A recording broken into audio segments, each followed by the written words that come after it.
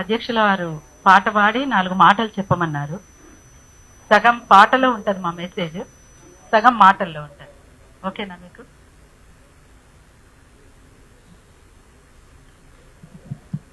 ఏమైపోతున్నది లోకం, ఎటు సాగిపోతున్నది లోకం, ఎటు సాగిపోతున్నది.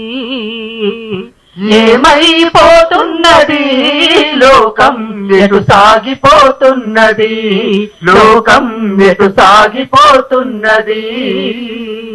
లాభాల వేటలో మునిగిపోతుందా, లాభాల వేటలో మునిగిపోతుందా, నీతి న్యాయం మరిచి కరిగిపోతుందా. ఏమైపోతున్నది లోకం, ఎటు సాగిపోతున్నది లోకం, ఎటు సాగిపోతున్నది. ఎటు చూసినా అటు కాసులా గలగల, మోసాలు లంచాలతో జనమంత విలవిల, మోసాలు లంచాలతో జనమంత విలవిల, మోసాలు లంచాలతో జనమంత విలవిల. కపట మెరుగని పల్లె తరిగిపోతుందా, కపట మెరుగని పల్లె తరిగిపోతుందా, కాలగతిలో నగరమాగమవుతుందా. ఏమైపోతున్నది లోకం, ఎటు సాగిపోతున్నది లోకం, ఎటు సాగిపోతున్నది. త్యాగ నిరతిని పలికే భావాల పైన మూగబోయి కుమిలె రాగాల వీణ, మూగబోయి కుమిలె రాగాల వీణ, మూగబోయి కుమిలె రాగాల వీణ. పరుల మేలు తపన గిరిగీసుకుందా, లోక చింతన గొంతు కురు బిగుసుకుందా. ఏమైపోతున్నది లోకం, ఎటు సాగిపోతున్నది లోకం, ఎటు సాగిపోతున్నది. నోట్లు చల్లిన ఓట్లు కోట్లవుతున్నాయి, ఓట్లు వేసిన జనము పాటలవుతున్నాయి, ఓట్లు వేసిన జనము పాటవుతున్నాయి, ఓట్లు వేసిన జనము పాటవుతున్నాయి. రెక్కలిరిగిన పక్షులల్లాడుతుంటే, దయలేని రాజ్యం దంచి ఏలుతుంటే. ఏమైపోతున్నది లోకం, ఎటు సాగిపోతున్నది లోకం, ఎటు సాగిపోతున్నది.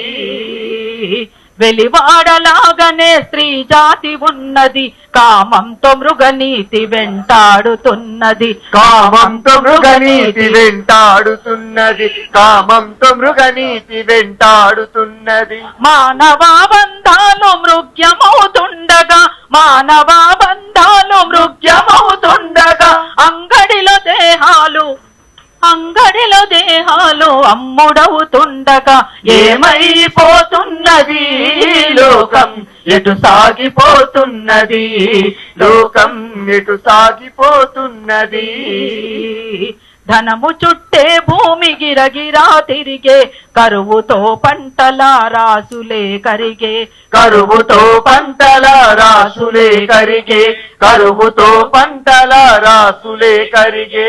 సిరుల వేటలో ధరణి వేడెక్కుతుంటే, మన వేలుతో మన కండ్లు పొడుస్తుంటే. ఏమైపోతున్నది లోకం, ఎటు సాగిపోతున్నది లోకం, ఎటు సాగిపోతున్నది. అక్కరొచ్చిన ప్రేమ పొంగిపోతుంది, రెక్కలొచ్చిన పక్షి ఎగిరిపోతుంది, రెక్కలొచ్చిన పక్షి ఎగిరిపోతుంది, రెక్కలొచ్చిన పక్షి ఎగిరిపోతుంది. చెలిమిలో బలిమిలో మానవ బంధాలు, చెలిమిలో బలిమిలో మానవ బంధాలు, కొలిమిలో కాలుతూ పదునెక్కుతుండగా. ఏమైపోతున్నది లోకం, ఎటు సాగిపోతున్నది లోకం, ఎటు సాగిపోతున్నది. తెడ్డు తెర చాపలా దిక్సూచి లేక, తెడ్డు తెర చాపలా దిక్సూచి లేక, సుడిగుండాలను దాటుతూ పోక. ఏమైపోతున్నది లోకం, ఎటు సాగిపోతున్నది లోకం, ఎటు సాగిపోతున్నది. లోకం ఎటు సాగిపోతున్నది. ఇట్లుంది మన దేశం. ఇక్కడ కూర్చున్న వాళ్ళమంతా కూడా బహుశా ఈనాటి తరం అక్కడి నుంచి కాకుండా చలపతిరావు అన్న దగ్గర నుంచి దాదాపుగా నా దాకా కూడా మేమంతా గవర్నమెంట్ స్కూళ్ళల్లో చదువుకొని వచ్చినటువంటి వాళ్ళమే. ప్రభుత్వ బడులల్లోనే చదువుకొని ప్రభుత్వ కళాశాలల్లో చదువుకొని ఇక్కడి దాకా వచ్చినటువంటి వాళ్ళమే. విద్య ఎప్పుడైతే ప్రైవేటీకరణ అనేటువంటిది మొదలైందో అప్పుడే అన్ని రకాలుగా విద్య అనేటువంటి దాన్ని పూర్తిగా కింది స్థాయి దాకా తీసుకుపోయినటువంటి పరిస్థితి. ఇంతకుముందు రంగన్న చెప్పినట్లు ఈ దేశానికి స్వతంత్రం వచ్చిందని ఎవరైతే 14 నుంచి వచ్చిందని చెప్తున్నారో అట్లాంటి వాళ్ళ దృష్టిలో మొత్తంగా ఇవాళ విద్య అనేటువంటిది ఒకవైపున ప్రైవేటీకరణ, ఇంకొక వైపున కాషాయీకరణ, మొత్తంగా ఒకదానికి అలవాటు పడిపోయాం.